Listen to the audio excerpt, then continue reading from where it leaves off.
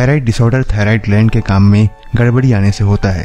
ये बटरफ्लाई के आकार का ग्लैंड होता है जो एडम्स एप्पल के बिल्कुल नीचे होता है। ये छोटी लेकिन बहुत ही महत्वपूर्ण ग्लैंड है जो हमारे रोजमर्रा के काम में बहुत अहम भूमिका निभाती है और सारी मेटाबॉलिक एक्टिविटी के लिए जिम्मेदार भी होती है। एक रिपोर्ट के अनुसार 20 मिलियन अमेरिकी थायराइड के कुछ रूपों से पीड़ित हैं। फिर भी 60% लोगों को ये पता नहीं है कि उन्हें ये समस्या है और ये बताता है कि थायराइड वास्तव में बहुत गंभीर है। हर साल 25 मई को वर्ल्ड थायराइड डे मनाया जाता है ताकि लोगों के बीच इस बीमारी के प्रति जागरूकता लाई जा सके।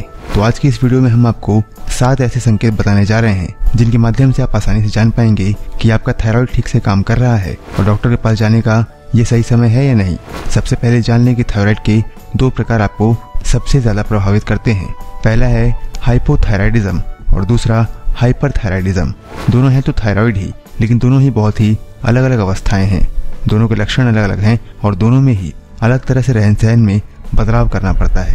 हाइपरथायराइडिज्म में थायराइड हार्मोन के लेवल में वृद्धि होती है, जबकि हाइपोथायराइडिज्म में थायराइड हार्मोन के लेवल में कमी होती है। थायरोटॉक्सिकोसिस और ग्रीव्स रोग हो सकता है, जबकि हाइपोथायराइडिज्म इन बीमारियों का उत्पादन नहीं करता है। हाइपरथायराइडिज्म में तेजी से मेटाबॉलिज्म होता है, जबकि हाइपोथायराइडिज्म में मेटाबॉलिज्म की गति धीमी हो जाती है। हाइपोथायराइडिज्म का पता T3 और T4 के लेवल में कमी और TSH के लेवल में वृद्धि से चलता है, जबकि हाइपरथायराइडिज्म का पता T3 और T4 लेवल में वृद्धि और TSH के लेवल में कमी से चलता है। तो आप जानते हैं इन थायराइड्स के कुछ सिम्टम्स। पहला है ड्राई, स्केली और मोटी त्वचा। हाइपोथायराइडिज्म त्वचा की कैलिफिकेशन की ओर जाता है, जिससे ये मोटी और बनावट में स्केली दिखाई देती है। दूसरा है असामान्य रूप से ठंडा और पसीना महसूस करना।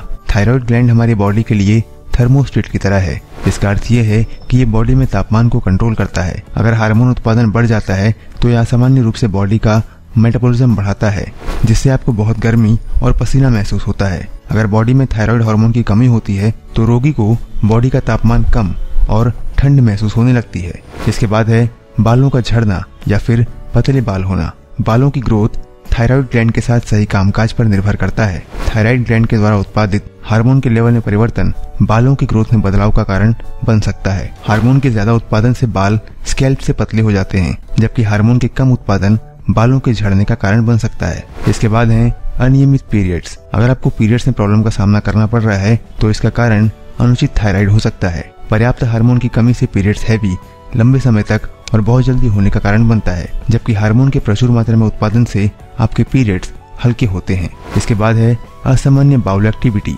थायराइड हार्मोन बोवेल मूवमेंट को रेगुलेट करने में महत्वपूर्ण भूमिका निभाता है। ये अंडर एक्टिव थायराइड कब्ज की समस्या का कारण बन सकता है, जबकि एक ओवर एक्टिव थायराइड बार बार मोशन का कारण बन सकता है। इसके बाद है भूलना या फिर ध्यान केंद्रित करने में कठिनाई होना। अगर आपका थायराइड ठीक से काम नहीं कर रहा है तो आपका दिमाग भी ठीक से काम नहीं करेगा। एक अंडर एक्टिव थायराइड छोटी छोटी चीजों के भूलने का कारण बन सकता है, जबकि एक ओवर एक्टिव थायराइड में ध्यान केंद्रित करना बहुत मुश्किल हो सकता है। थायराइड हार्मोन का अधिक उत्पादन और कम उत्पादन दोनों थायराइड ग्लैंड के विस्तार का कारण बन सकता है, जिससे गर्दन में सूजन दिखाई देने लगती है।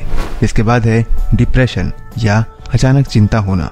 अगर आपको चिंतित या परेशान महसूस हो रहा है तो इसका कारण है आपका थायराइड ग्लैंड। थायराइड हार्मोन के अधिक उत्पादन के परिणाम स्वरूप मस्तिष्क में उत्तेजना होती है, जिससे रोगियों को झटकेदार या फिर चिंता महसूस होता है। हार्मोन के कम उत्पादन का इसके विपरीत प्रभाव पड़ता है। इसमें रोगी को उदास और थका हुआ महसूस होता है। इसके बाद है हार्ट रेट में बदलाव। थायराइड हार्मोन के स्राव के दौरान हार्ट रेट धीमी कर देता है, जबकि हाइपरथायराइडिज्म हार्ट बीट में तेजी का कारण बनता है। अगर आप इनमें से किसी भी लक्षण का अनुभव करते हैं तो तुरंत डॉक्टर के पास जाइए और अपना चेकअप करवाइए। कैसी लगी ये जानकारी हमें कमेंट में जरूर बताइए और इस तरह की और जानकारी पाने के लिए हमारे चैनल को सब्सक्राइब जरूर कर लीजिए, क्योंकि हम आगे भी आपसे मिलते रहेंगे इसी तरह की कुछ स्वास्थ्य संबंधी जानकारियों के साथ। तब तक के लिए दीजिए हमें इजाजत। अपना ख्याल रखिए, हमारा इंतजार करिए। नमस्कार।